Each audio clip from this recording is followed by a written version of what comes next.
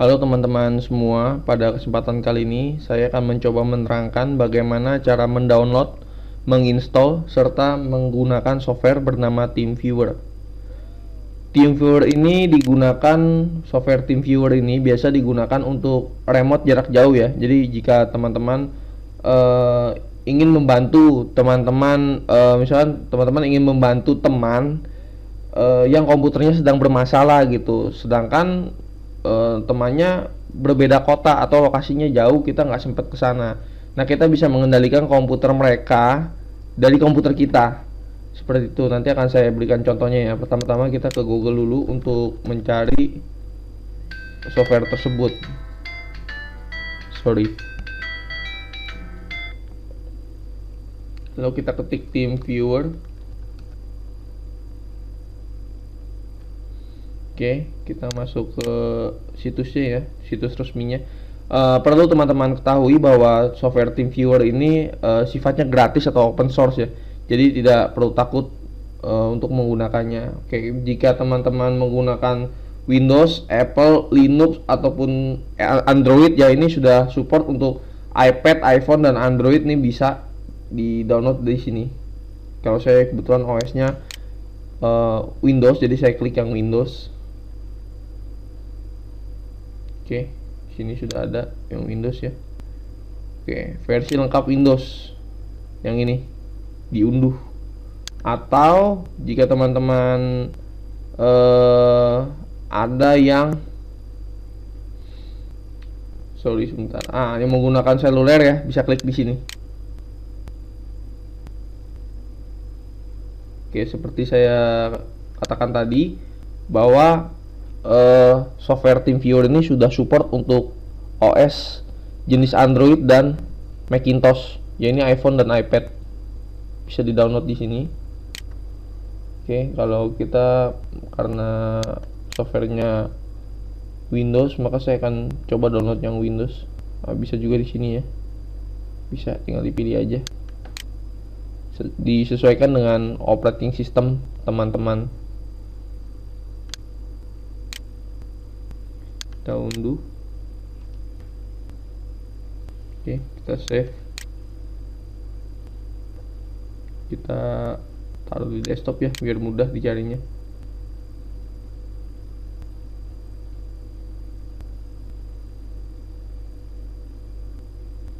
Oke, sudah selesai. Nah, ini softwarenya, kita install seperti biasa. Nah, ini kita install. Kita pilihnya karena open source ya, tidak bayar, pilihnya yang non commercial use atau personal. Kita next. Ini kita accept dan agree. Next. Nah, jika teman-teman tidak ingin menerapkan password secara statis, jadi TeamViewer ini sifatnya kalau kita restart komputer, passwordnya akan selalu berubah-ubah gitu. Jadi kalau ingin dibuat statis, maka kita pertama-tama pilihnya yang yes. Tapi jika pilih no juga nggak masalah, karena nanti bisa dirubah di settingan selanjutnya. Saya akan tunjukkan caranya nanti.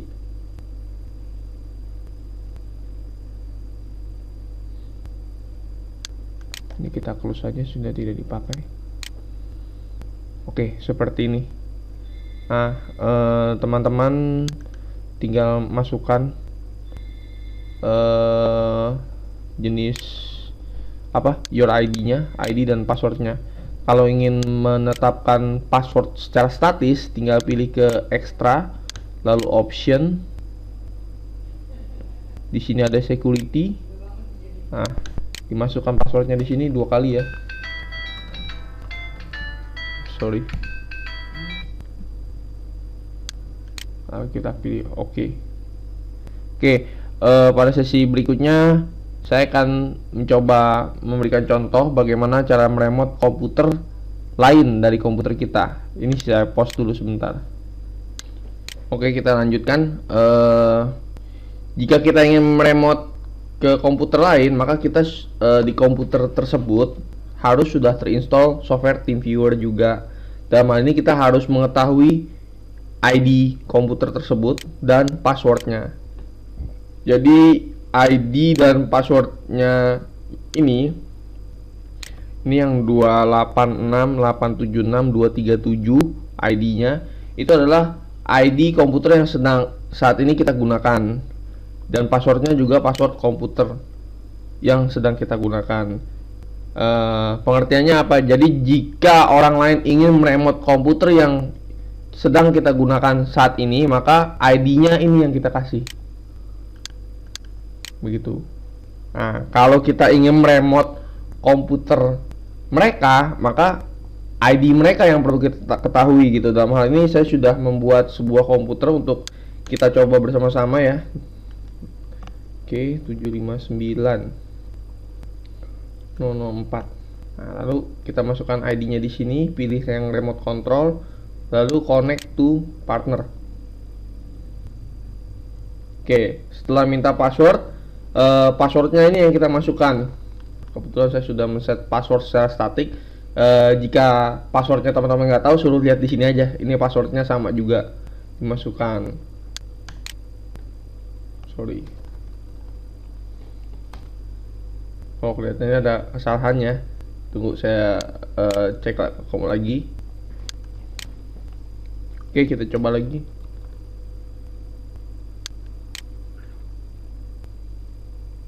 Oke, ini komputer yang sedang kita remote.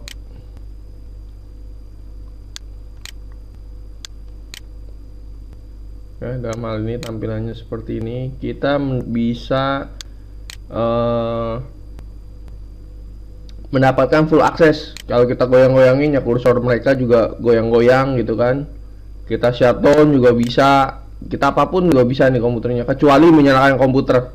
Karena software ini bisa digunakan jika komputernya sudah menyala.